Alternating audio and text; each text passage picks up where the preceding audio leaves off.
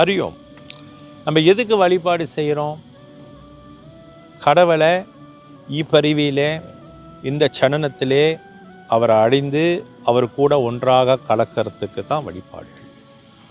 அப்போ பூஜைகள் செய்யலாமா? தாராளமாக பூஜை செய்யலாம். ஆனால் அந்த பூஜை சமயத்துக்கு ஒட்டி கொண்டு வரணும். ஒட்டி கொண்டு வரும் பொழுது தான் அது முழுமையான பலன் கொடுக்கும்.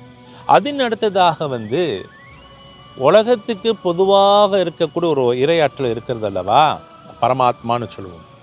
அந்த பரமாத்மா கூட எப்படி கலக்க வேண்டும், அந்த மகா வித்யையை, அந்த பரா வித்யையை அனுபவித்த அந்த குரு சொல்லி கொடுக்க வேண்டும். இப்போ என்ன நடக்குது? ஒரு வழிபாடு இடம்னு சொல்லும் பொழுது அந்த இடத்துல பூஜை புனஸ்காரங்கள் நடக்கும், மனு தர்ம சேவைகளும் நடக்கும்.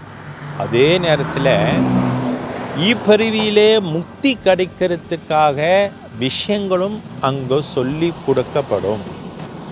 சொல்லி கொடுக்கறத விட நமக்கு அந்த அனுபவத்தை கொடுப்பார்கள். அந்த அனுபவத்தை அதுக்கு பேர் சக்தி பாத்துன்னு சொல்லுவோம். அந்த அனுபவத்தை கொடுக்கணும். அந்த கொடுக்கக்கூடிய இடத்துல நீங்கள் போனால் தான் உங்களுக்கு முழுமையான பலன் கிடைக்கும். இல்லைன்னா என்ன நடக்கும்? மனிதனாக பிறந்துட்டோம், மனிதனாக வாழ்ந்துட்டோம், மனிதனாக இருந்து படிச்சிட்டோம், அப்புறம் வேலை செஞ்சிட்டோம், அப்புறம் கல்யாணம் செஞ்சிட்டோம், அப்புறம் பிள்ளைகளை பெற்று போட்டுட்டோம். அதுக்கப்புறம் என்ன நடக்கும்? மறுபடியும் இறக்க வேணும், மறுபடியும் பிறக்க. இதுதான் நடந்துக்கிட்டு இருக்கும்.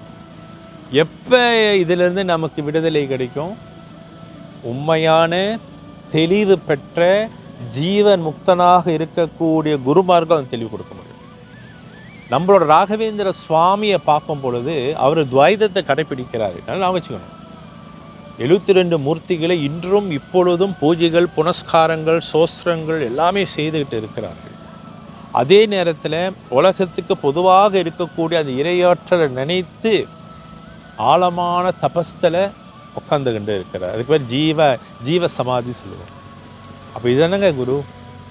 இந்த நிலையில தான் ஒவ்வொரு மனிதர்கள், அதாவது என்ன சொல்ல வரோம்னா, நீங்கள் ஒரு இடத்த நம்ம நடத்துகிறோம்னு நினச்சிங்களேன், அந்த தெளிவு அவருக்கு எடுக்கணும். அந்த தெளிவு அவருக்கு இல்லைன்னா என்ன நடக்கும்? நீங்கள் எல்லாரும் கஷ்டப்படணும், சேர்ந்து கஷ்டப்படணும். ஏன்னா வழிபாடு சொல்லும்போது அதுக்கு நிறைய சூஷ்மங்கள் இருக்கிறது. என்ன சூஷ்மங்கள் தெரியுதுங்களா? வழிபாடு செய்து நல்லா வச்சுக்கோங்க, வழிபாடு செய்யணும், அதன் அடுத்த கட்டம் வழிபாடாக மாற வேண்டும்.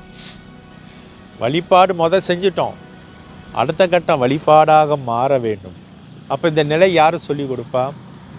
உங்கள் குரு தான் சொல்லிக் கொடுக்கணும். உண்மையான ஜீவன் முக்தனாக இருக்கக்கூடிய குருமார்கள் தான் இது சொல்லிக் கொடுக்க முடியும். அதனால் ஜீவன் முக்தனாக இருக்கக்கூடிய குரு கிட்ட நான் ஒட்டி வாழ்கிறேன்னா இல்லையான்னு நீங்கள் தாங்க ஆராய்ச்சி பண்ணணும். பண்ணுங்க, நிச்சயமாக நீங்கள் நல்லா இருப்பீர்கள். அறிவு.